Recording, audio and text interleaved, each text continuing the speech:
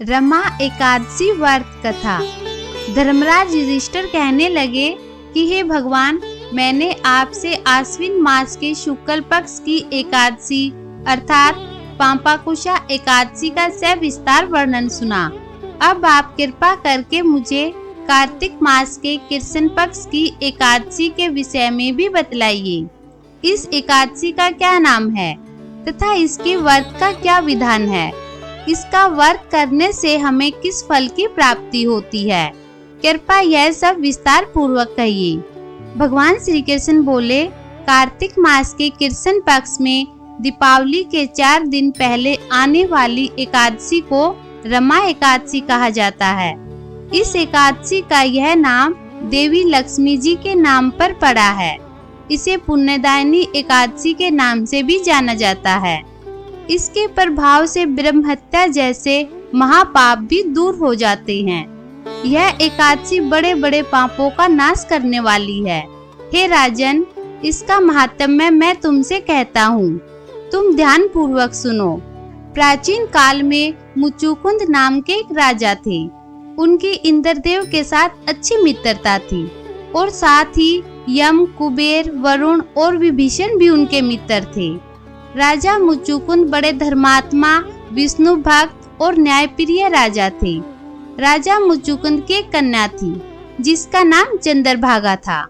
चंद्रभागा का विवाह राजा चंद्रसेन के पुत्र शोभन के साथ हुआ था। एक बार शोभन अपने ससुराल आया। उन्हीं दिनों जल्दी ही रमा एकादशी भी आने वाली थी। कुछ दिन बीतने पर एकादशी का दिन भी आ गया। दशमी के दिन राजा ने ढोल बजवाकर सारे राज्य में यह घोषणा करवा दी कि एकादशी के दिन कोई भोजन नहीं करेगा। ढोल की घोषणा सुनते ही शोभन को अत्यंत चिंता हुई और अपनी पत्नी से कहा कि हे प्रिय, अब क्या करना चाहिए? मैं किसी प्रकार भी भूख सहन नहीं कर सकूंगा। ऐसा उपाय बतलाओ कि जिससे मेरे प्राण बच सके, अन्यथा मेरे प्राण अवश्य चले जाएंगे। चंद्रभागा कहने लगी कि हे स्वामी, मेरे पिता के राज्य में एकादशी के दिन कोई भी भोजन नहीं करता। हाथी, घोड़े, ऊंट, बिल्ली, गो आदि भी घास, अन्न, जल आदि ग्रहण नहीं कर सकते। फिर मनुष्य का तो कहना ही क्या है। यदि आप भोजन करना चाहते हैं तो किसी दूसरे स्थान पर चले जाइए, क्योंकि यदि आप यहीं रहेंगे तो आपको अवश्य व्रत करना पड़ेगा। ऐसा सुनकर शोभन कहने लगा कि हे प्रिय, मैं अवश्य व्रत करूंगा। जो भाग्य में होगा वह देखा जाएगा। इस प्रकार से विचार कर शोभन ने व्रत रख लिया और वह भूख और प्यास से बहुत परेशान होने लगा। अपने पति की ऐसी हालत देखकर चंद्रभागा को बहुत चिंता होने लगी कि मेरे पति अत्यंत दुर्बल हैं और मेरे पिता की आज्ञा अति कठोर है। जब सूर्य नारायण अस्त हो गए और रात्रि को जागरण का समय आया, जो सभी वैष्णवों को बहुत खुशी देने वाला था, लेकिन वह शोभन के लिए अत्यंत दुखदायी हुआ। प्रातःकाल होते ही शोभन के प्राण निकल गए। तब राजा मुचुकुंद ने सुगंधित लकड़ियों से उसका दाह संस्कार करवाया, लेकिन चंद्रभागा ने अपने पिता की आज्ञा के कारण अपने शरीर को अपने पति की दाह संस्कार की अग्नि में भस्म नहीं किया और शोभन की अंत्येष्टि क्रिया के बाद अपने पिता के घर में ही रहने लगी। रमा एकादशी के प्रभाव से शोभन को मंदराचल पर्वत पर धन धान्य से युक्त तथा शत्रुओं से रहित एक सुंदर देवपुर प्राप्त हुआ। वह नगर बहुत ही सुंदर और कीमती रत्न जड़ित सोने के खंभों पर बना हुआ था, जिसमें अनेक प्रकार के सफेद बहुमूल्य पत्थर और कीमती मणियां लगी हुई थी। उस भवन में बहुमूल्य वस्त्र और आभूषणों से युक्त तथा छत्र व चवर से विभूषित गंधर्व और अप्सराओं से युक्त सिंहासन पर आरूढ़ शोभन ऐसा शोभायमान हो रहा था मानो दूसरा इंद्र विराजमान हो। एक बार मुचुकुंद नगर में रहने वाला एक सोम शर्मा नामक ब्राह्मण तीर्थ यात्रा करता हुआ घूमता घूमता मंदराचल पर्वत चला गया और उसने देखते ही शोभन को पहचान लिया कि यह तो राजा मुचुकुंद का जमाई शोभन है। ब्राह्मण उसके पास गया। शोभन भी उसे पहचान कर अपने आसन से उठकर उसके पास आया और प्रणाम करके उसकी कुशलता के बारे में पूछा। ब्राह्मण ने कहा कि राजा मुचुकुंद और आपकी पत्नी चंद्रभागा कुशल हैं। नगर में भी सब प्रकार से कुशल हैं। लेकिन हे राजन, हमें आश्चर्य हो रहा है।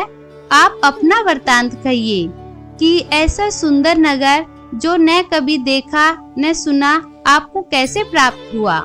तब शोभन बोला कि कार्तिक मास की कृष्ण पक्ष की रमा एकादशी का व्रत करने से मुझे यह सुंदर नगर प्राप्त हुआ है, परंतु यह अस्थिर है। यह स्थिर हो जाए ऐसा कोई उपाय कीजिए। ब्राह्मण कहने लगा कि हे राजन, यह स्थिर क्यों नहीं है और कैसे स्थिर हो सकता है, आप मुझे बताइए, फिर मैं अवश्य ही वह उपाय करूँगा। शोभन ने कहा कि मैंने इस व्रत को श्रद्धा रहित होकर किया है, अतः यह सब कुछ अस्थिर है। यदि आप राजा मुचुकुंद की कन्या चंद्रभागा को यह सब वृत्तांत कहे तो यह स्थिर हो सकता है। ऐसा सुनकर उस श्रेष्ठ ब्राह्मण ने अपने नगर लौटकर चंद्रभागा से सब वृत्तांत कह सुनाया। ब्राह्मण के वचन सुनकर चंद्रभागा बड़ी प्रसन्नता से ब्राह्मण से कहने लगी कि हे ब्राह्मण, ये सब बातें आपने प्रत्यक्ष देखी है या आप सपने की बातें कर रहे हो। ब्राह्मण कहने लगा कि हे पुत्री, मैंने महावन में तुम्हारे पति को प्रत्यक्ष देखा है, साथ ही किसी से भी विजय न हो ऐसा देवताओं के नगर के समान उनका नगर भी देखा है। उन्होंने यह भी कहा कि यह स्थिर नहीं है। किस प्रकार वह नगर स्थिर रह सकता है, हमें इसका उपाय करना चाहिए। चंद्रभागा कहने लगी, हे ब्राह्मण, तुम मुझे वहां ले चलो। मुझे अपने पतिदेव के दर्शन की बड़ी इच्छा है। मैं अपने किए हुए पुण्य से उस नगर को स्थिर बना दूंगी। आप ऐसा कार्य कीजिए जिससे उनका और हमारा संयोग हो, क्योंकि बिछड़े हुओं को मिला देना महान पुण्य है। ब्राह्मण यह बात सुनकर चंद्रभागा को लेकर मंदराचल पर्वत के समीप वामदेव ऋषि के आश्रम पर गया। वामदेव जी ने सारी बात सुनकर वेद मंत्रों के उच्चारण से चंद्रभागा का अभिषेक कर दिया। तब ऋषि के मंत्र के प्रभाव और एकादशी के व्रत से चंद्रभागा का शरीर दिव्य हो गया और वह दिव्य गति को प्राप्त हुई। और इसके बाद वह बड़ी प्रसन्नता के साथ अपने पति के पास गई। अपनी प्रिय पत्नी को आते देखकर शोभन अति प्रसन्न हुआ और उसे बुलाकर अपनी बाईं तरफ बिठा लिया। चंद्रभागा कहने लगी कि हे प्राणनाथ, आप मेरे पुण्य को ग्रहण कीजिए। अपने पिता के घर जब मैं 8 वर्ष की थी, तब से मैं विधि पूर्वक एकादशी के व्रत को श्रद्धा पूर्वक करती आ रही हूँ। इस पुण्य के प्रताप से आपका यह नगर स्थिर हो जाएगा तथा समस्त कर्मों से युक्त होकर प्रलय के अंत तक रहेगा। इस प्रकार चंद्रभागा दिव्य आभूषणों और वस्त्रों से सुसज्जित होकर अपने पति के साथ आनंद पूर्वक रहने लगी। हे राजन, यह मैंने रमा एकादशी का महात्म्य तुम्हें कह सुनाया है। जो मनुष्य इस व्रत को करते हैं, उनके समस्त पाप नष्ट हो जाते हैं। कृष्ण पक्ष और शुक्ल पक्ष दोनों ही एकादशियां समान हैं। इनमें कोई भेदभाव नहीं है, दोनों समान फल देती हैं। जो मनुष्य इस महात्म्य को पढ़ते अथवा सुनते हैं, वे समस्त पापों से छूटकर विष्णु लोक को प्राप्त होते हैं। ओम नमो नारायण।